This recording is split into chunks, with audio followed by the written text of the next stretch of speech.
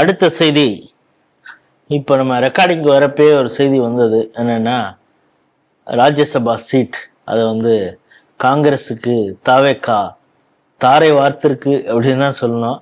திண்ணையில் படுத்துறவங்க திடுக்குன்னு ஆயிடுச்சு அப்படிங்கிறது மாதிரி நாதியற்று இருந்த காங்கிரஸுக்கு 2 அமைச்சர்கள் இப்பொழுது ஒரு ராஜ்யசபாவும் தாவேக்கா கொடுத்துருக்குது.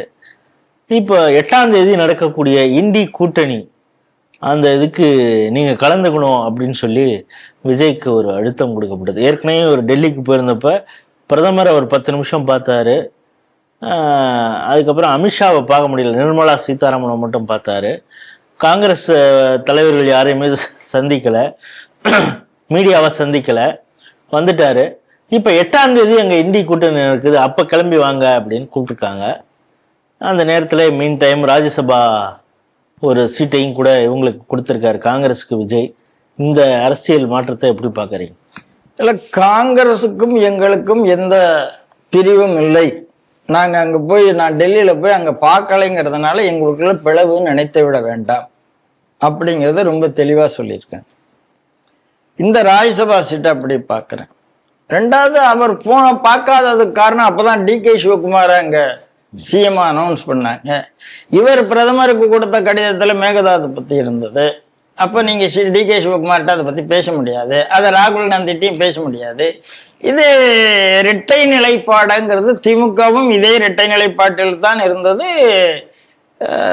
தாவேக்காவும் அதே இரட்டை நிலைப்பாட்டில் தான் இருக்கு.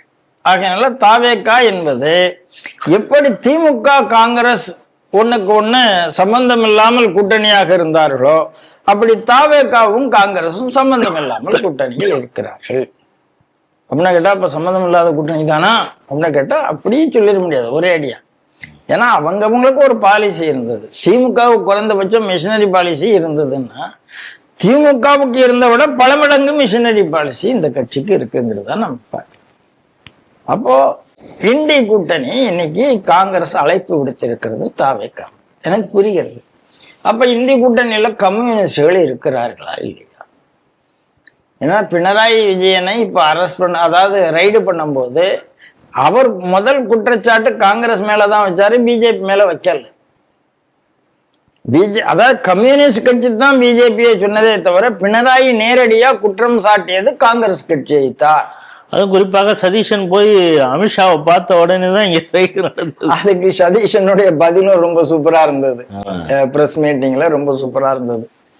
அப்போ நீங்க நல்லா பாத்துங்க, இந்திய கூட்டணியில கம்யூனிஸ்ட் இருக்கிறதா இல்லையா நம்ம கேள்வி தெரியல. இந்திய கூட்டணியில தேமுதிக இருக்கிறதா இல்லையா எனக்கு தெரியல. இந்திய கூட்டணியில விசிக இருக்கிறதா இல்லையா திருமாவளவன் தான் சொல்லணும். ஆகினால ஆனால் திமுகவுக்கு அழைப்பு விடப்படவில்லை. அப்போ திமுகவுக்கு அழைப்பு விடப்படாமல் நேற்றைய திமுக கூட இருந்த கட்சிகளை நீங்கள் அழைக்க போகிறீர்களா இல்லையா அதுவும் எனக்கு தெரியாது. தாவேக்காவை மட்டும் அழைத்து விட்டு விசிகா அவங்க தான் பாவம் இத்தனை வருஷமா காங்கிரஸை விட்டுறக்கூடாதுன்னு சொல்லிட்டு இருந்தது அவங்க தான். திமுகல திருமாவளவன் திருப்பி சொல்லிட்டு இருந்தாரு. அவர் கதி என்ன ஆகும், வைகோ என்ன ஆகும்? ஏன்னா பாவம் புலம்பி தந்தளிட்டாரு, நான் தனி சின்னத்துல இருந்திருந்தா அப்படிங்கிறது. ஏற்கனவே நம்ம ஜெயிச்ச உடனே நாம தான் இதே டிவியில தான் பேசணும்னு நினைக்கிறேன். அன்னைக்கு தாவேக்கா ஜெயிச்ச உடனே ஐயோ வைகோ இப்படி நின்றுட்டாரே, இவ்வளவு நேரத்துக்கு போயிருக்கலாமே, வாய்ப்பு இல்லையே அப்படின்னு இதே டிவியில நீங்களும் நானும் தான் பேசினதா எனக்கு ஞாபகம் இருக்கு. அப்போ யார் யார் இப்ப இண்டி கூட்டணியில் இருக்கிறார்கள்? மமதா இண்டி கூட்டணியில் இல்லை, முடிஞ்சு போச்சு.